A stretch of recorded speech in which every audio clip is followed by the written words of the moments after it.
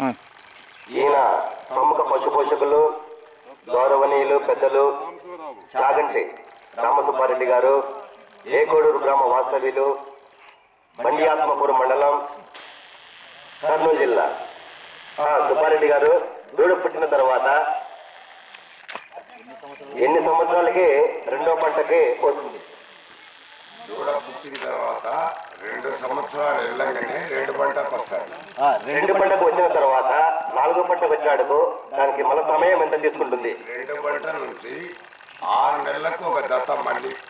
6 నెలల కంటే 2 సంవత్సరాలకు 2 పంటకు వస్తుంది. 4 పంటకు వచ్చాడుకు 2.5 సంవత్సరం అవుతుంది. అంతేనంటారా?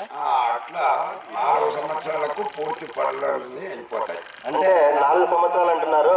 2 పంట, 4 పంట, 6 పంట అంటే కడలేస్తాయి అనమాట. లాస్ట్ అంటే 8 పళ్ళు వచ్చేస్తాయి. ఇది ఈ కార్యక్రమం వచ్చాడుకు ఆ దూడకు వయస్సు దాదాపు 4 సంవత్సరాలు ఉంటుంది. పాలపల్లి అయిన తర్వాత కేటగిరీస్ అన్ని పెడుతున్నారు కదా. మరి పాలపల్లి అయిన తర్వాత ఏ కేటగిరీలో పాల్గొనాలి?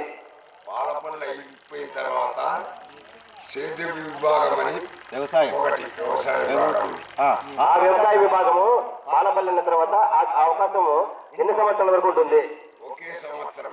అంటే పాలపల్లి ఆడిన తర్వాత 1 సంవత్సరం వ్యవసాయ విభాగంలో ఆ జత పాల్గొంటాయి. అంటే అప్పటికే 5 సంవత్సరాలు అవుతాయి. ఆ తర్వాత కేటగిరీ ఏంటి? పాలపల్లి అయిన తర్వాత వ్యవసాయం తర్వాత సబ్ జూనియర్స్ 1 సంవత్సరం. ఆ తర్వాత జూనియర్స్, ఆ తర్వాత సీనియర్స్.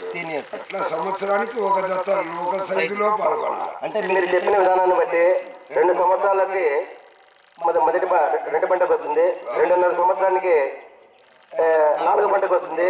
3 సంవత్సరాలకి 6 పంటకు వస్తుంది. కడలేసరికి దాదాపు 4 సంవత్సరాలు అవుతుంది. అంటే పాలపల్లి అయిన తర్వాత వ్యవసాయం కేటగిరీలోకి 1 సంవత్సరం పాల్గొంటుంది. ఆ తర్వాత సబ్ జూనియర్స్ విభాగంలో 1 సంవత్సరం పాల్గొంటాయి.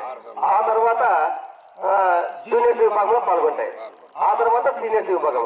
ఇంకా దూడంతా సీనియర్స్ లో పాల్గొంటుంది. దాని వయసు ఉన్నంత వరకు, దాని శక్తి ఉన్నంత వరకు. అంతేనంటారు ఇంకా. Thank you.